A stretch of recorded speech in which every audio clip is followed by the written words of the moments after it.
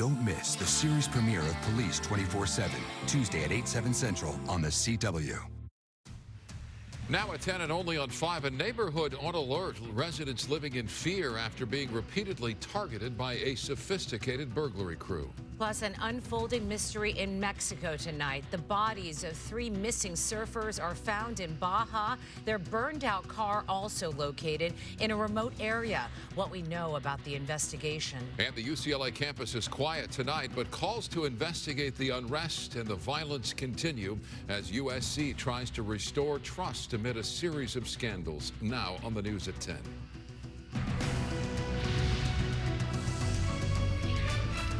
Good evening, I'm Micah Ullman. And I'm Cher Calvin. Living in fear, residents in a Beverly Grove neighborhood are on alert tonight after being targeted by a sophisticated burglary crew. The thieves have hit multiple homes in the area, and they keep coming back. Chris Wolf live in Beverly Grove with a story you'll see only on 5. Chris.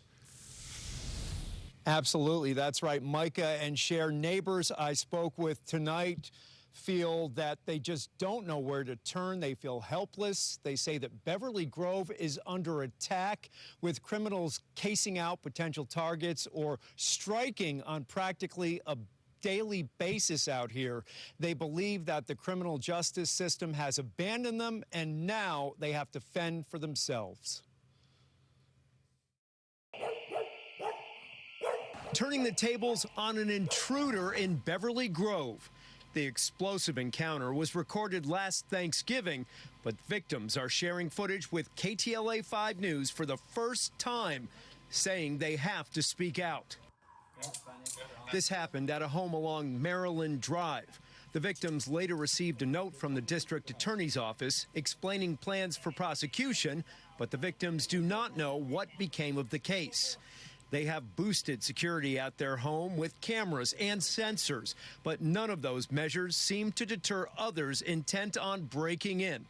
After various failed attempts during the last several months, when, yes, someone was home, hooded, masked criminals finally succeeded on the morning of May 2nd of this year, when the house was unoccupied, except for Levi, the dog.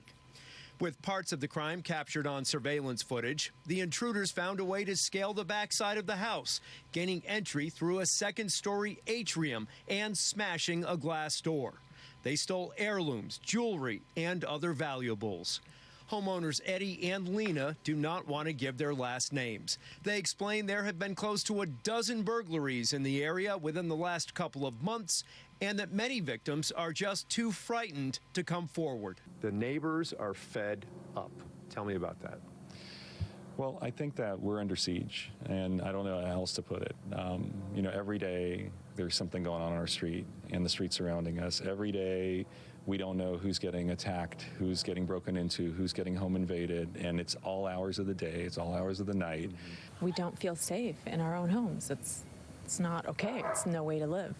Eddie, Lena, and other victims believe the same criminals hit 2 other homes in the neighborhood about 1 week earlier, captured on surveillance footage from those locations. We support the police. We know that they're here for us in the community. They're putting their lives on the line. And it's just terrible that this is what it's become. And I think it trickles down from, our local government. Look at our DA. Look at what's happening. It's not working. Who is this working for? Who's benefiting from all these changes? Not us.